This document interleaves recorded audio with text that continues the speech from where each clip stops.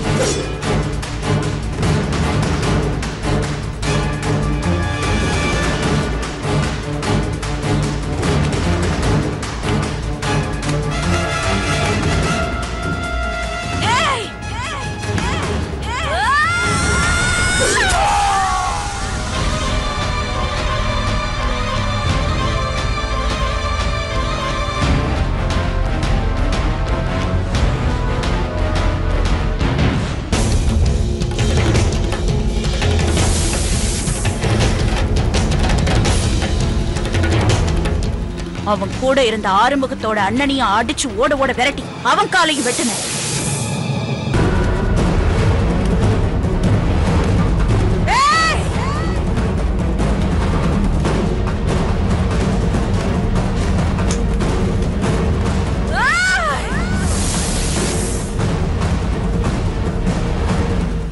உடனே என்ன police arrest பண்ணிடுச்சு.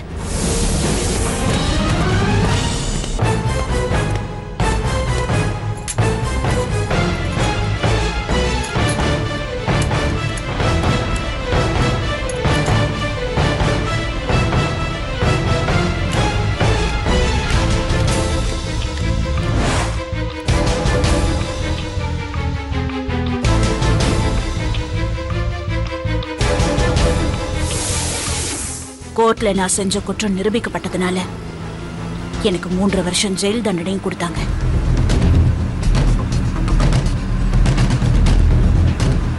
நான் ஜெயிலுக்கு போகும்போதுதான் ஆறுமுக நான் இனிமே எலெக்ஷன்ல நிக்க கூடாதுன்னு பிளான் பண்ணி என்ன வம்பு கிழத்திருக்கான்னு எனக்கு தெரிஞ்சது. ஜெயில் தண்டனை முடிஞ்சு வெளியில வந்தனா என் அரசியல் எதிர்காலத்தை சூனியமாக்கின அந்த ஆறுமுகத்தை பழி வாங்கறதுக்காக தேடினேன். அவனை அழிச்சிடணும்னு துடிச்சேன். ஆனா அவ என்ன பார்த்து பயந்து ஓடி ஒளிஞ்சிட்டான். என்னோட மனசு மாறுறதுக்காக உடனே உங்களை அம்மா எனக்கு கல்யாணம் பண்ணி வச்சுட்டாங்க.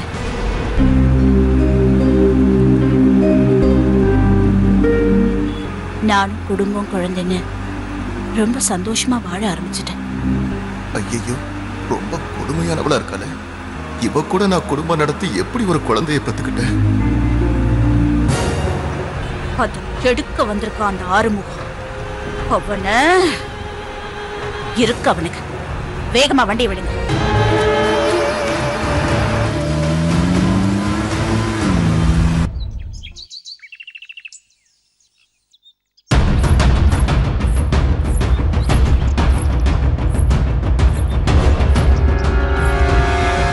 இப்போ வெற்றி அண்ணனும் அப்பாவும் வராங்க. அவங்க முன்னாடி இந்த கேள்வியை கேட்பேன், இந்த பணம் எப்படி வந்ததுன்னு. பதில் சொல்லிட்டு நீ வாங்கிக்கோ.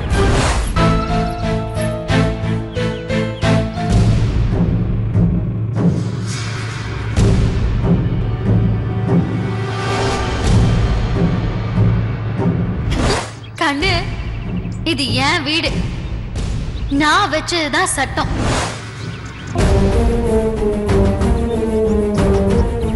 உன்னால முடிஞ்சா என்னை வீட்டை விட்டு அனுப்பி பாரு.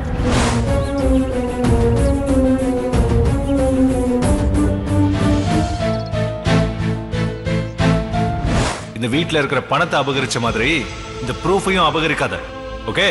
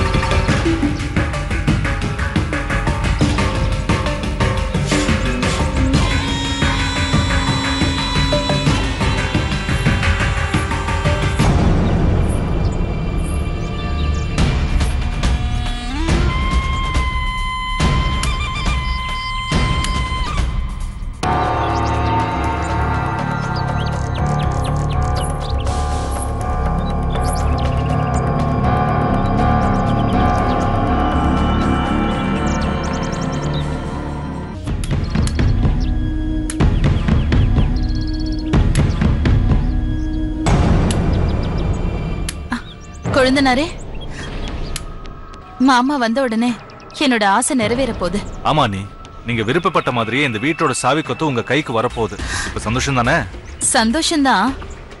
ஆனா அதுக்கு முன்னாடி நீங்க எனக்கு ஒரு சத்தியம் பண்ணி கொடுக்கணும். சத்தியமா? ஆமா, லக்ஷ்மி கெட்டவன்னு எனக்கு தெரியும். அதுக்கான ஆதாரங்களை கூட நீங்க கண்டுபிடிச்சிட்டீங்க. லக்ஷ்மி தனியா அவ பேர்ல ஒரு அக்கவுண்ட் ஆரம்பிச்சு அதுல 15 லட்சம் வச்சிருக்கான்னு மாமாவுக்கு தெரிஞ்சா கோவப்பட்டு வீட்டை விட்டு அனுப்பிடுவாரு. உடனே வெற்றியும் நம்மள ஏமாத்தின நம்பிக்கை துரோகி நம்ம கண்ணிலேயே படக்கூடாதுன்னு லக்ஷ்மிய தலைமுடிய புடிச்சு வீட்டை விட்டு துரத்திடுவான். அண்ணி, இது சந்தோஷமான விஷயம் தானே? இந்த சந்தர்ப்பத்துக்காக தானே இவ்வளவு நாளா வெயிட் பண்ணிட்டு இருந்தோம். இங்கதான் என்னோட மாஸ்டர் பிளானே இருக்கு. லக்ஷ்மிய வீட்டை விட்டு அனுப்பும் போது நீங்க தான் ஏதாவது செஞ்சு அவளை இங்கேயே இருக்க வைக்கணும். ஏ, அவளை இங்க இருக்க வைப்பேன்னு எனக்கு சத்தியம் பண்ணி கொடுங்க. என்ன நீ திடீர்னு இப்படி மாறிட்டீங்க? சின்ன நீ ஏதாவது பேசி உங்க மனசை மாத்திட்டாங்களா? அவ என்ன ஏன் மனசை மாத்துறது? அவளால நான் பட்ட வேதனையை நான் அவளுக்கு புரிய வைக்கணும். இந்த வீட்டு மூத்த மருமகனா ஏன் உரிமையை பறிச்சு சாவி கொத்த வச்சுக்கிட்டு என்னெல்லாம் ஆட்டம் போட்டா? அதே சாவி கொத்த நான் மாட்டிக்கிட்டு நான் நடந்து போறத பார்த்து அவ நொந்து போகணும். லக்ஷ்மி நொந்து போறத நான் பார்த்து சந்தோஷப்படணும். அது மட்டும் இல்ல, லக்ஷ்மி இந்த வீட்டுக்கு சம்பளம் இல்லாத வேலைக்காரியா ஆக்கி அவளை நான் அடிமை மாதிரி நடத்தணும். அப்புறம் நான் இந்த வீட்டுக்கு வந்த புதுசுல மாமா கிட்ட சாவி கொத்து கேட்டப்போ லக்ஷ்மி என்ன சொன்னா தெரியுமா? என்ன சொன்னாங்க? என்ன திருத்தி அதுக்கப்புறம் தான் என்கிட்ட சாவி கொத்து கொடுப்பாலாம். நான் என்ன பரீட்சை பேப்பரா திருத்தறதுக்கு? நான் என்ன தப்பு செஞ்ச திருத்தறதுக்கு? அதிகாரம் அவ கையில இருக்குங்கிற ஆணவத்துல எப்படி எல்லாம் ஆட்டம் போட்டா. அதுக்கெல்லாம் அந்த லக்ஷ்மி என் கண்ணு முன்னாடி கஷ்டத்தை அனுபவிக்கணும். அதுக்குதான் உங்ககிட்ட நான் அந்த சத்தியத்தை கேக்குறேன். சத்தியம் பண்ணுங்க. அண்ணி, இதுதான் உங்க ஆசைன்னா அப்படியே செய்யலாம். இதுக்கெல்லாம் எதுக்கு சத்தியம்? அண்ணி, நான் உங்ககிட்ட சொல்றேன், இன்னைக்கு மட்டும் இல்ல என்னைக்குமே நான் உங்க பக்கம் தான். இது போது எனக்கு.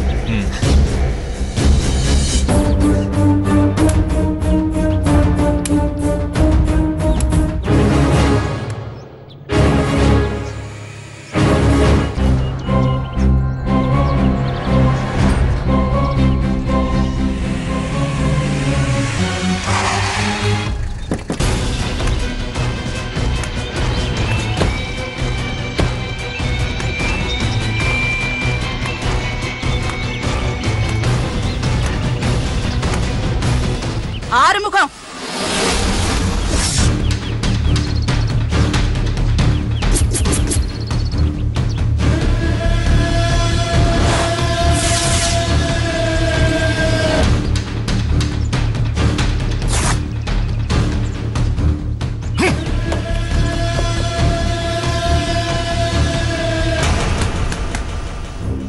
கோடீஸ்வரி, ரொம்ப நாள் கழிச்சு வந்திருக்கேன்ல, உன்னை கைதட்டி வரவேற்கணும்னு தான் நான் ஆசைப்பட்டேன். என் கையை தாண்டி வெட்டிட்டியே.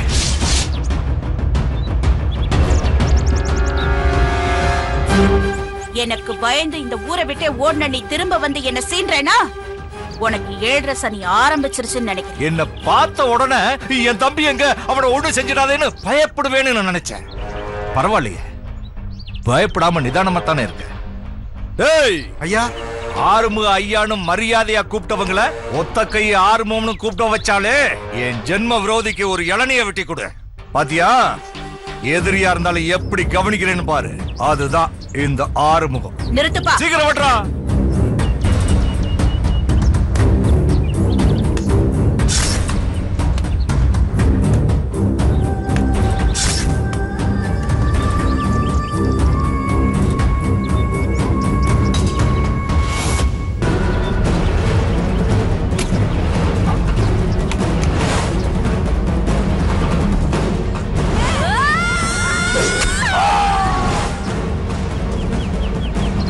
ஒரு கை போயும் உனக்கு இன்னும் கொழுப்பு போல. அதான் என்ன பத்தி தெரிஞ்சே என் தம்பி நீ கடத்திருக்கு. வீட்டுல பூத்த பூவை பறிச்சா கூட எனக்கு கை வலிக்குமேனு என்ன பறிக்க விட மாட்டாங்க எங்க அம்மா. அப்படிப்பட்ட என்ன ஜெயில்ல கல்லுடைக்க வச்ச, களி திங்க வச்ச. அப்பதான் யோசிச்சு ஒரு முடிவெடுத்தேன்.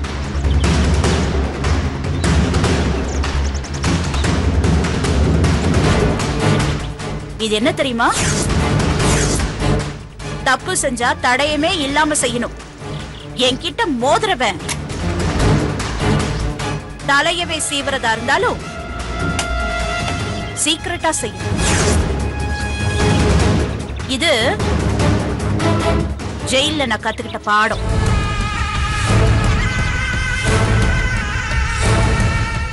அத நடத்தி காட்டணுமா?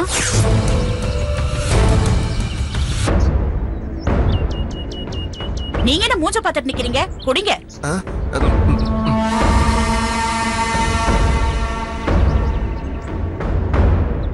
ஸ்வீட்டா இருக்கா?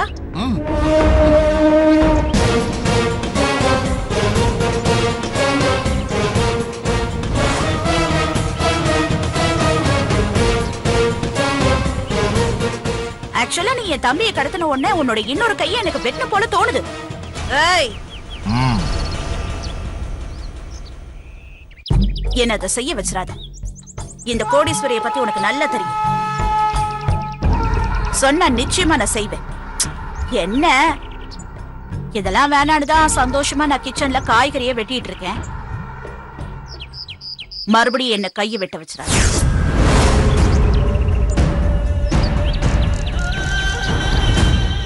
என் தம்பி எங்க? உன் தம்பி பத்திரமா தான் இருக்கான். அவன் அனுப்புறதுக்கு முன்னாடி மறைச்சு பார்த்தா பயந்துருவனா? அதெல்லாம் அந்த காலம். இப்ப நான் புது ஆறுமுகம், யாருக்கும் அடிபணியாத ஆறுமுகம். ஞாபகம் வச்சுக்க. நம்ம ஊர்ல ஒரு ஐஸ் ஃபேக்டரி ஏலத்துக்கு வரப்போகுது. அத நான் ஏலத்துக்கு எடுத்து புதுசா தொழில் தொடங்கலாம்னு இருக்கேன். அதுக்கு இடைஞ்சலா நீ ஏலம் கேட்க வரக்கூடாது. நீ இந்த ஊருக்குள்ள வந்ததே தப்பு. இதுல என்ன ஏலம் கேட்க கூடாதுன்னு சொல்றியா? வேண்டாம், என்ன பழைய கோடீஸ்வரியா பார்க்கணும்னு ஆசைப்படாது. அதெல்லாம் முடியாது. உன் கையால வெட்டுப்பட்ட வேண்டாம். மறுபடியும் உன்னை நான் ஜெயிச்சாதான் இந்த ஊர் என்ன மதிக்கும். எல்லா ஏலத்தையும் போட்டியே இல்லாம எடுக்கிற கோடீஸ்வரி இந்த ஆறுமுகம் ஊருக்குள்ள வந்த உடனே ஏலம் எடுக்கிறதுக்கு பயந்துட்டான்னு ஊரே பேசணும். அத கேட்டு நான் ரசிக்கணும். இத பாரு, வீணா ஆசைய மனசுல வளர்த்துக்கிட்டு என் நேரத்தை வேஸ்ட் பண்ணாத. என் தம்பி எங்கன்னு சொல்லு. என்ன நீ ஏலத்துக்கு வராதேன்னு சொல்லிட்டு இருக்க? அத கேட்காம உன் காரியத்திலேயே கண்ணா இருக்க. விலகி போயிடு. வீணா என்கிட்ட மோதாத. அதையேதான் நானும் உன்கிட்ட சொல்றேன். நீ என்கிட்ட மோதாத. குடும்பம் குழந்தைன்னு சந்தோஷமா இருந்துகிட்டு இருந்தேன். நீ என் தம்பியை கடத்திட்டு வந்து என் பழைய காலத்தை ஞாபகப்படுத்திட்ட. அதுக்கு நீ அனுபவிக்கத்தான் போற. சவால் விடுறியா? சவால் விடுறியா? எதுவா இருந்தாலும் இனிமே ஜெயிக்க போறது நான் தான். சவால் விடல, உன்னை எச்சரிக்கிறேன். தேவையில்லாம தேன் கூட்டுக்குள்ள கைய விடாதன்னு சொல்றேன். மீறி விட்ட கொடைஞ்சு எடுத்துடு. இத பார், இப்போ இந்த இடத்துல எனக்கு என் தம்பி வந்தாகணும். வர சொல்லு. வர சொல்றியா இல்லையா?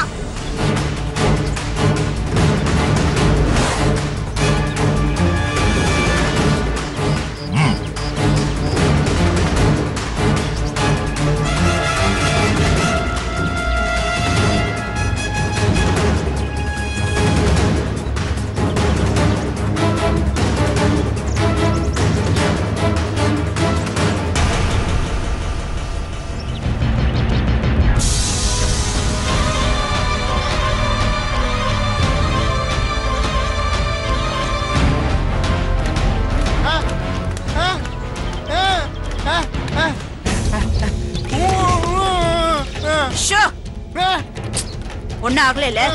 வண்டியில ஏறு. வண்டி எடுங்க, போங்க.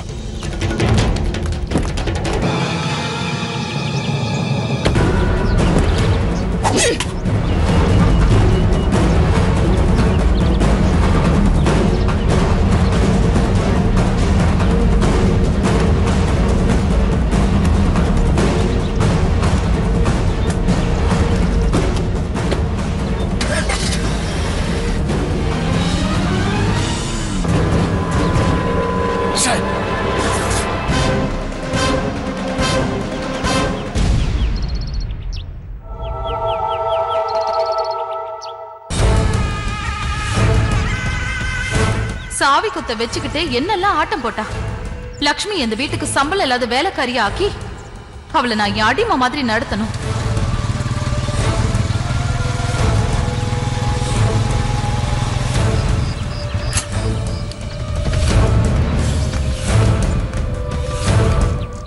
டேய், அப்பா வந்தாரடா?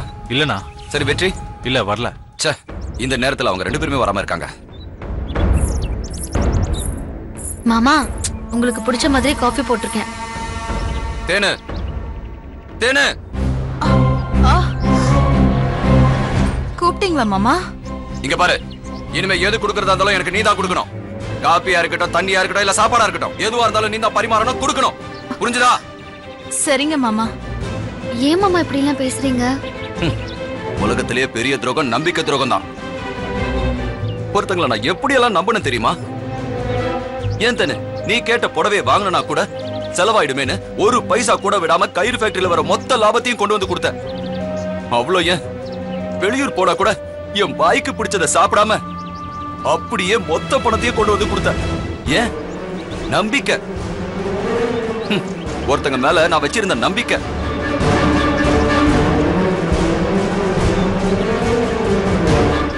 உண்ட வீட்டுக்கு ரெண்டங்கம் பண்றவங்க கையால காப்பி இல்ல பச்சை தண்ணி கூட குடிக்க கூடாது. அதோட பட்னி கடந்து சாகலாம்.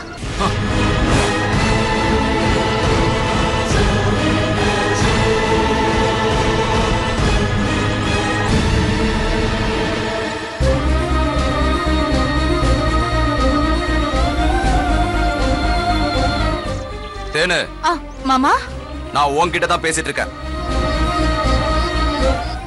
எனக்கு நம்ப வச்சு கழுத்த இருக்கிறவங்கள சுத்தமா பிடிக்காது. இத்தனை நாளா வெளுத்ததெல்லாம் பாலுன்னு வெள்ளந்தியா இருந்துட்டேன். இப்போ எனக்கு புத்தி வந்துருச்சு. நான் முழிச்சுக்கிட்டேன். ஏன் தேனு, நீ என்ன அடிச்சாலும் கடிச்சாலும் என் பேர்ல எவ்வளவு அன்பா இருந்த. எதை செஞ்சாலும் என்கிட்ட சொல்லிட்டு தானே செஞ்ச. சில பேர் தன்னோட சுயநலத்துக்காக பணம் பணம் பணம் அலைஞ்சுக்கிட்டு இருக்காங்க. மனுஷங்களோட குணத்தை விட அந்த பணத்து மேல அப்படி என்னதான் இருக்குன்னு எனக்கு சுத்தமா தெரியல தேனு.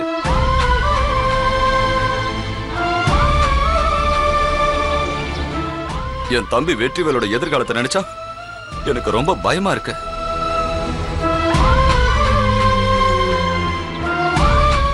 அவன் பேர்ல போட்டு வச்சிருக்கிற இன்சூரன்ஸ் பணத்துக்காக அவனுக்கு என்ன வேணாலும் நடக்கலாம். அவனை முதல்ல ஜாக்கிரதையா இருக்க சொல்லணும்.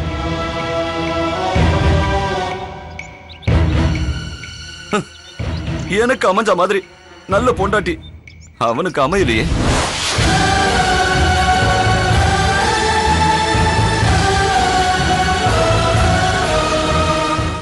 மாமா, உங்க கஷ்டம் எனக்கு புரியுது.